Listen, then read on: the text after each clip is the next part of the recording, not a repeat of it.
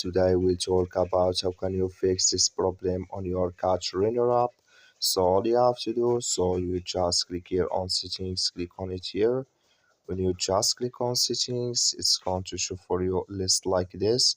So then all you have to do, you just go down here, you keep going down, then you click here on apps, then come to apps list here, and here you're looking for Catch Runner app, or just click here on search, then here add Catch Runner, it's going to show for you like this, click on it.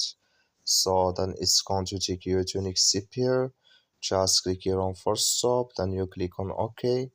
Then you go down, just click here on storage, come to storage list here, just click here on clear cache. Then all you have to do now, so you just go to your Play Store. So you click here on your Play Store, then you search here for Catch Runner. It's going to show for you like this. You will find here update, click on it, then it's going to work with you. That's all you have to do. That's all. Thank you for watching. Don't forget to support us by like and subscribe.